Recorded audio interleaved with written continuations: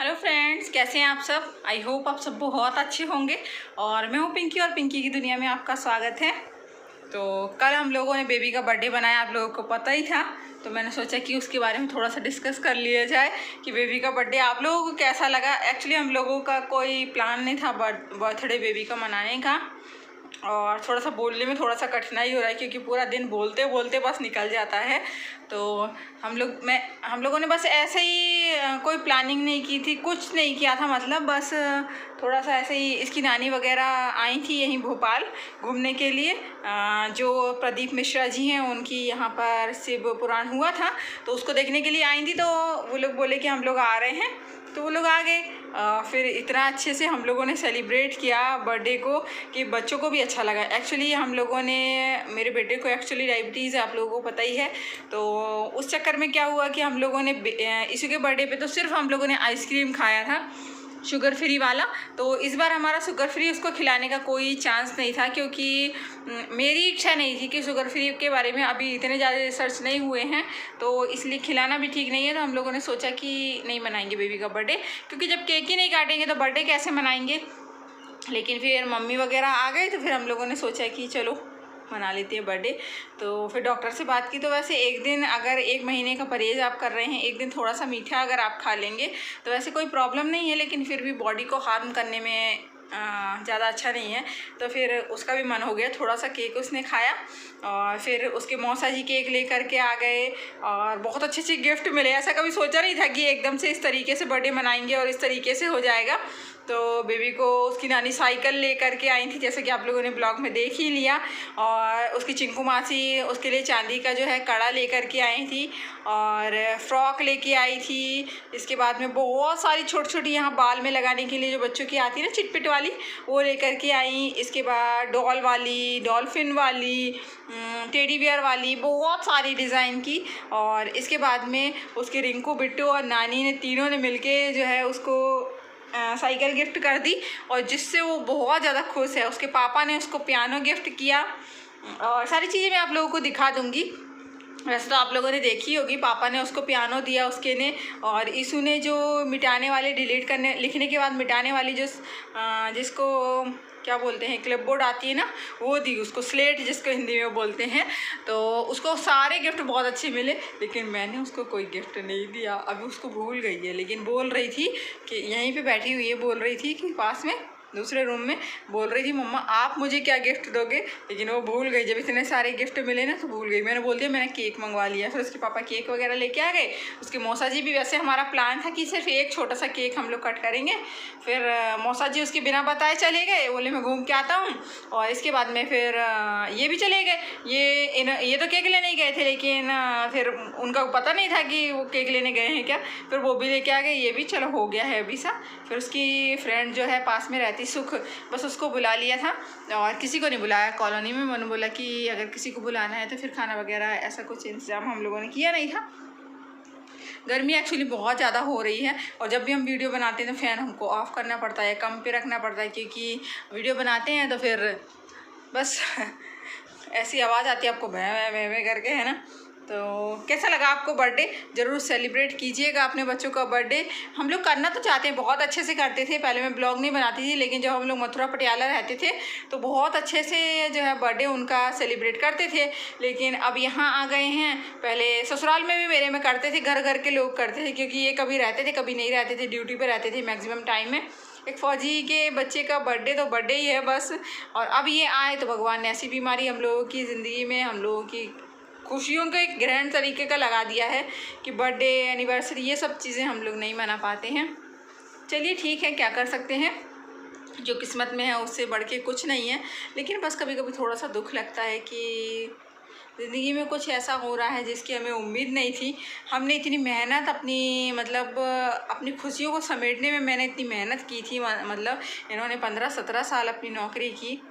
और एक फ़ौजी के परिवार में ना, मुझे नहीं लगता कि मतलब फ़ौज में रहते रहते कभी खुशियाँ आएंगी, और फ़ौज के बाद भी उसका परिवार पूरा कंडम हो जाता है, मुझे ऐसा लगता है।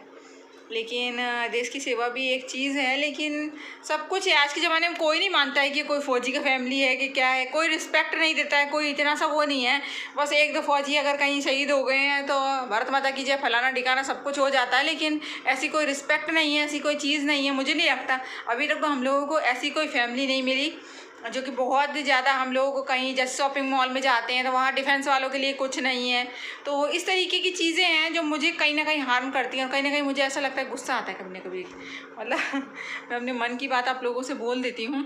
और कभी ना कभी मुझे ऐसा लगता है कि ये सब कुछ इसी कारण से हुआ कि हम दोनों जन साथ में नहीं रह पाए। और लेकिन उसने फ़ौज ने हमें दिया भी बहुत कुछ है, एक अच्छा नाम दिया, एक अच्छा रुतबा दिया, एक पहचान दी। तो मैं ये नहीं कहूँगी कि फ़ौज में जाना बेकार है या कुछ ऐसा है, लेकिन कहीं ना कहीं फैमिली बहुत ज़्यादा डिस्टर्ब होती है और उसको संभालने वाला, मैंने अपने परिवार को बहुत संभाला, रिंकू ने मेरी बहुत ज़्यादा हेल्प की। पहले हम लोग रेंट पे रहे, क्वार्टर्स में रहे, कहीं कुछ मेरे दोनों बच्चे, मतलब जब मेरी डिलीवरी हुई दोनों बच्चे, अगर आपको इसकी स्टोरी जाननी है ना तो मैं आपको पूरी स्टोरी बताऊँगी किसी दिन में। मेरे दोनों बच्चे अकेले में हुए हैं, आपको पता है, ये मेरे पास में नहीं थे। मतलब जब मेरी डिलीवरी होने वाली थी तब इनकी या तो ड्यूटी कहीं और थी या ये कहीं और थे या मैं कहीं और थी, ऐसा था। मतलब हर इंसान को ये चाहिए होता है, जब भी एक लेडीज़ प्रेग्नेंट होती है तो उसको ये चाहिए होता है कि उसके हस्बैंड उसके साथ में रहे ताकि बुरे वक्त में उसको साथ दे पाए। लेकिन मेरे साथ में ऐसा नहीं था। क्यों? क्योंकि ये ड्यूटी के कारण में। बच्चे भी मेरे अकेले में हुए, और बच्चे इशू मेरा आज 11 साल में लग गया, 10 साल का हो गया है। 10 साल तक वो अकेला रहा अपने पापा के बगैर। हम लोगों ने कुछ बर्थडे मनाए, अपने साथ में कुछ नहीं बनाए, कहीं ड्यूटी लग जाती थी, कहीं कुछ, बस इस तरीके से ही चलता रहा। और 3 साल ये ले में रह के आए कश्मीर में, तो उसमें चला गया हमारा 3 साल। उस टाइम मेरा बेटा हुआ था, उसका बर्थ है उस टाइम का, और मथुरा में मेरी बेटी हुई थी।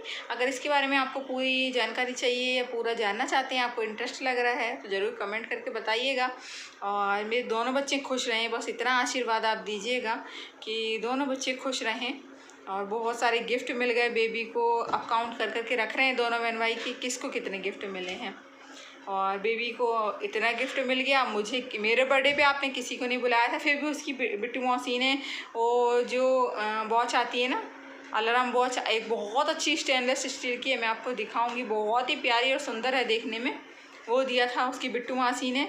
और इसके बाद में ड्रोन उसके पापा ने ऑर्डर कर दिया था। इसके बाद में मैंने उसको बैग दिला दिया था। और हाँ बेटा आ रही हूँ, तो बेबी बुला रही है अभी साइकिल चलाने के लिए, क्योंकि साइकिल ले गई है बाहर और साइकिल चलाना अपन को आता नहीं है। तो बस कुछ इस तरीके से ही चल रहा है। और आज घर बहुत सूना सूना है, देखो पूरा घर ना ऐसे सूना सूना सा लग रहा है, देखो पूरा सूना पड़ा है। क्योंकि कल मम्मी थी, बिट्टू थी, रिंकू थी, चिंकू थी, कन्नू थी, और दामाद जी थे हमारे, और ये भी थे, सब बच्चे बहुत ज़्यादा खुश थे।